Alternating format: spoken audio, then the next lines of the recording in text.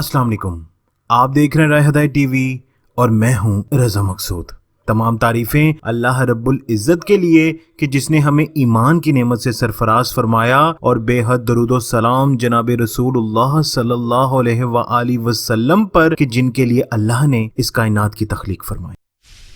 अल्लाह रब्बुल इज़्ज़त ने इंसानों का इम्तिहान लेने के लिए दुनिया में बहुत सारे फितने पैदा किए। इन फितनों में से जो सबसे बड़ा फितना रोए ज़मीन पर बर्पा होगा वो दज्जाल का ज़हूर है। इस वक्त दुनिया में दहशतगर्दी, नाइंसाफ़ी, बुनियादी हकूक़ की पामाली, अफरा तफरी और तबाही और बर्बादी के जो मनाजिर नज़र आते हैं, इनसे साफ पता चलता है कि दज्जाल की आमद अब ज़्यादा अरसा बाकी नहीं है।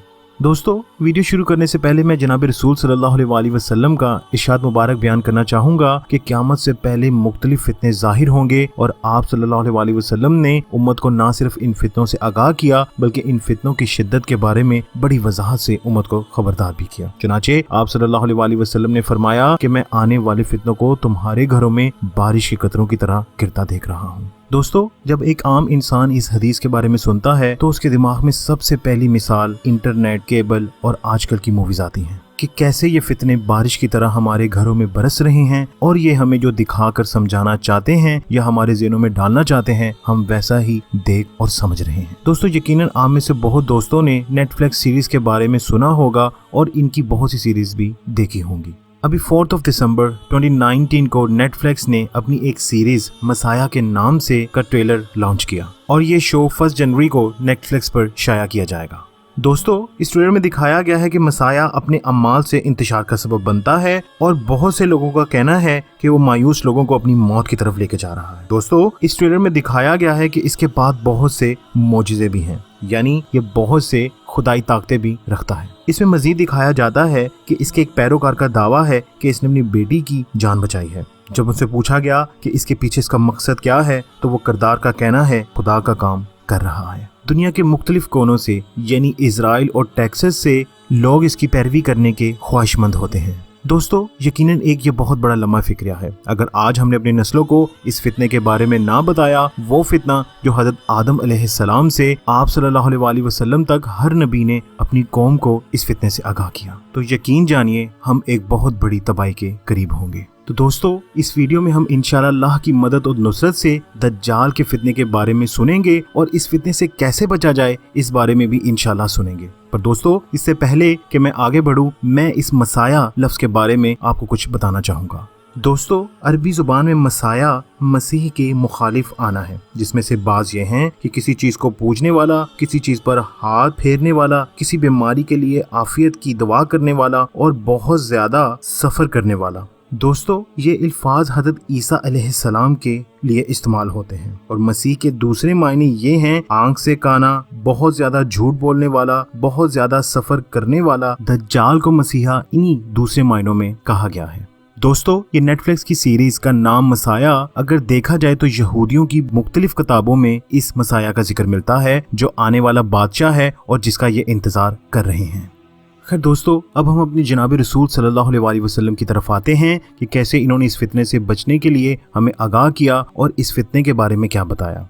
दोस्तों, हज़रत अबू हुरैरा रज़ियल्लाहु अन्हु कहते हैं कि रसूल सल्लल्लाहु अलैहि वसल्लम ने फरमाया कि क्या मैं तुम्हें दज्जाल के बारे में ऐसी बातें ना बताऊं जो इससे पहले किसी नबी ने अपनी उम्मत को ना बताई हों। वो ये कि दज्जाल काना होगा और वो अपने साथ जन्नत और जहन्नुम जैसी चीजें लेकर आएगा जिसे वो जन्नत कहेगा। दरअसल वो जहन्नुम होगी और जिसे वो जहन्नुम कहेगा वो जन्नत होगी। दोस्तों, हज़रत हुज़ैफा रज़ियल्लाहु अन्हु नबी करीम सल्लल्लाहु अलैहि वसल्लम से रवायत करते हैं कि आप सल्लल्लाहु अलैहि वसल्लम ने दज्जाल के बारे में इरशाद फरमाया, इसके हाथ में पानी और आग होगी। दर हकीकत इसकी आग ठंडा पानी होगा और इसका पानी आग होगी। खबरदार अपने आप को हलाक न कर लेना।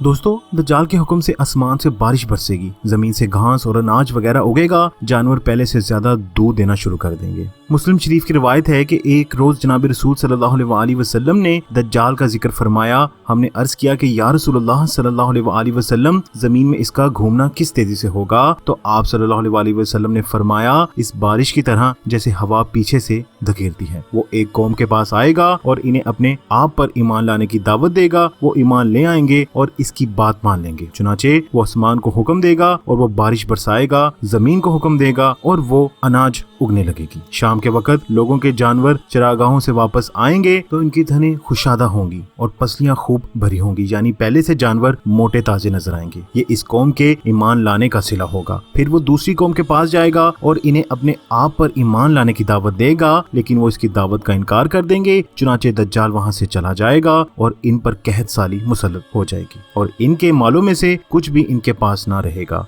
दज्जाल वीरान जगह की तरफ चला जाएगा और जमीन को हुक्म देगा कि अपने खजाने उगल दे, तो जमीन अपने खजाने इस तरह निकल कर जमा कर देगी जिस तरह शहद की मक्खियां बड़ी मक्खियों के गिर्द हजूम करती हैं। दोस्तों, यहाँ हमें इस बात पर एक खास गौर करना चाहिए कि ज़हूर दज्जाल के बाद किसी का ईमान लाना कबूल नहीं होगा। दोस्तों, हज़रत अबू हुरैरा रज़ियल्लाहु अन्हु कहते हैं कि रसूल सल्लल्लाहु अलैहि वसल्लम ने फरमाया कि 3 बातें जाहिर होने के बाद किसी ऐसे शख्स को ईमान लाना फायदा नहीं देगा जो इससे पहले ईमान नहीं लाया या हालत ईमान में कोई नेक काम नहीं किया। उनमें से पहली सूरज का मगरिब से तुलू होना, दूसरी दज्जाल का जाहिर होना। दोस्तों, हम एक ऐसे फितने में जी रहे हैं या दाखिल होने वाले हैं कि एक बार हजरत अम्मा आयशा रज़ियल्लाहु अन्हा कहती हैं कि जनाब रसूल सल्लल्लाहु अलैहि वसल्लम तशरीफ लाए और मैं रो रही थी। मैंने अर्ज किया कि या रसूलल्लाह सल्लल्लाहु अलैहि वसल्लम, दज्जाल याद आ गया, मैं दज्जाल की वजह से रो रही हूँ। आप सल्लल्लाहु अलैहि वसल्लम ने इरशाद फरमाया कि अगर दज्जाल मेरी मौजूदगी में निकला तो तुम सब की तरफ से मैं इसके लिए काफी हूँ, लेकिन अगर वो मेरे बाद निकला तो याद रखना तुम्हारा रब काना नहीं। दोस्तों, एक हदीस है जिसका मफहूम ये निकलता है कि दज्जाल का जमाना पाने वाले लोगों को दज्जाल का आमना सामना करने से गुरेज करना चाहिए।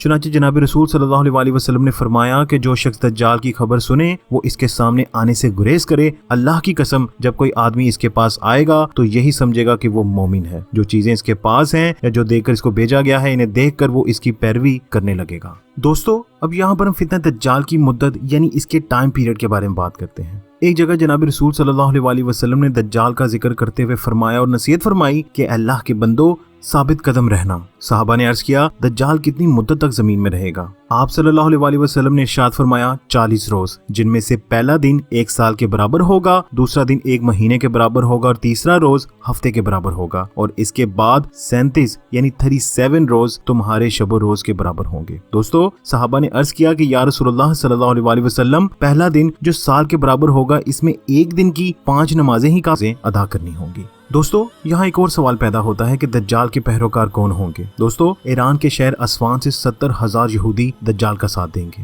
हज़रत अनस रज़ियल्लाहु अन्हु रवायत करते हैं कि रसूल सल्लल्लाहु अलैहि वसल्लम ने फरमाया कि ईरान के शहर अस्वान के 70,000 यहूदी स्याह चादर ओढ़े हुए दज्जाल का साथ देंगे। दोस्तों, एक और जगह हज़रत अबू बकर सिद्दीक रज़ियल्लाहु अन्हु कहते हैं कि जनाब रसूल सल्लल्लाहु अलैहि वसल्लम ने फरमाया कि दज्जाल मशरिक की सरजमीन से जाहिर होगा, जिसे खुरासान कहा जाता है। बहुत सी कौमें इसके साथ होंगी जिनके चेहरे मोटे मोटे और चौड़े चौड़े होंगे। दोस्तों, जनाब रसूल सल्लल्लाहु अलैहि वसल्लम ने यह भी फरमाया कि दज्जाल मक्का मुकर्रमा और मदीना मनवरा में दाखिल नहीं हो सकेगा।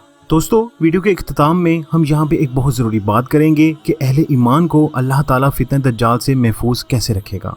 इस बारे में हज़रत मुगीरा बिन शुबा रज़ियल्लाहु अन्हु कहते हैं कि दज्जाल के बारे में जितना मैंने नबी करीम सल्लल्लाहु अलैहि वसल्लम से पूछा, इतना किसी और ने नहीं पूछा। आप सल्लल्लाहु अलैहि वसल्लम ने फरमाया, तुझे इसकी इतनी फिक्र क्यों है? वो तुझे कुछ भी नुकसान नहीं पहुंचा सकेगा। मैंने अर्ज किया कि या रसूलुल्लाह सल्लल्लाहु अलैहि वसल्लम, लोग कहते हैं कि इसके पास खाना और नहरें होंगी। आप सल्लल्लाहु अलैहि वसल्लम ने इरशाद फरमाया कि इसके पास जो कुछ भी होगा वो अल्लाह के नजदीक बहुत ही हकीर है। अल्लाह की रहमत से अनपढ़ अहले ईमान भी दज्जाल की पेशानी पर काफिर का लफ्ज़ पढ़कर इसे पहचान लेंगे।